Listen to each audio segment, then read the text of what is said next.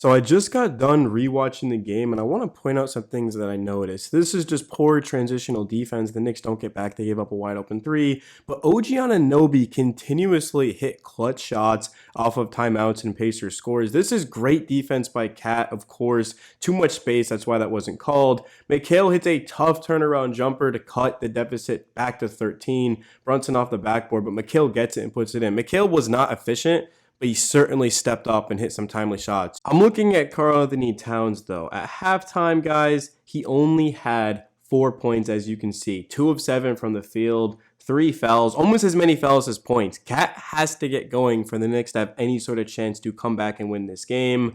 OG Anunoby with my favorite play of him as a Knick. We'll get into that later. And, of course, as we all know, the Knicks did come back and win. But here's how they did it. So you got Deuce McBride. He's just going to rise up here for a mid-range jumper and knock it down. That's huge. And then Landry Shamet, who just checked in, draws an offensive foul. I mean, how about Shamet off of the bench? That was unbelievable. Deuce is going to get to the free throw line here as McConnell reaches into the cookie jar. First one's good. Second one is good. And now we've got all of a sudden an 11-point game. And Deuce is going to rise up over Nembhard 4-3, one of the best perimeter defenders. The Knicks are right in this game now. Hart with an offensive rebound to find Cat to start off the fourth quarter. It's a 5-point game. Here come the Knicks. Cat working against Turner, using his strength, of course, that right shoulder, and just overpowers him for the layup. And how about this defensive stop by the Knicks? I mean, fantastic. Now they're out in transition. Cat finds Delon Wright. They're confused because the Knicks push it up the court. This is Knick basketball. It's a 5-point game. Need a stop right here. And how about that? Hart gets a steal. Cat's off to the races, and he's going to get an N1. He would miss the free throw, but still, that cuts it to 3 points. It's a one-possession game. And now the Knicks realize that, hey, look, we've got some really good defense. Let's just keep it going. Let's get to the free throw line. Let's be aggressive. Let's not settle for anything. And then Cat with a step back 3 over Turner. 1-point game. Mikhail's going to find Cat on the cut. That's an unbelievable back cut by Cat, flexing on the Indiana crowd for the N1. The Knicks have the lead. Cat with a step back 3, and he was fouled. Should have been an N1. He was on one. I mean, Cat was phenomenal. The story of this game was Cat's fourth quarter greatness. And then, of course, the Knicks bench. There's that OG block. I think this is his best play as a Knick personally. I mean, the fact that he actually said, get that the F out of here. Like, we don't really see OG have that sort of tenacity. Brunson with a clutch shot to take the lead. The Knicks need a stop. They get it as Turner forces a 3. Was a good look, but, I mean, the Knicks will live with that, to be honest. Hart knocks down the first free throw. The second free throw, of course, this is massive. He gets it, and then Brunson's going to ice the game with his own 2 free throws, and just like that, the Knicks come back down 20 points and pull out the win. But how about this, guys? I talked about it earlier. OG Anunoby, clutch shot, right? That cuts it to 16. It's a 16-point game.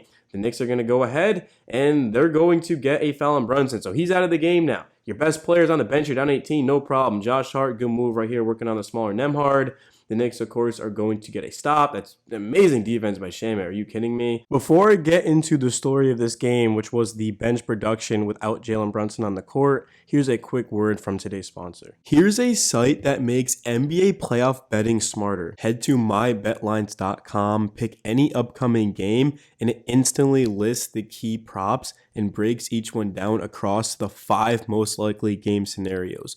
For example, I can study winning margin under Brunson's heroics or Halliburton's masterclass, or dive into player 3-pointers made, and so on for every prop I care about. And last night, guys, certainly the bench did spark a turnaround. Here's a quick look at mybetlines.com. Pick the Timberwolves Thunder matchup and dive into prop insights. Toggle scenarios like Thunder's defensive mastery, Edwards' offensive surge, or Timberwolves dominate the paint to see how much each one shifts the player points and assist projections. Make sure you guys hit the link, log in, tap subscribe, and then add promotion code KNICKSDAILY for 15% off your first month. The story of this game was Jalen Brunson, when he was not on the floor, the Knicks go out there and they were a plus 12.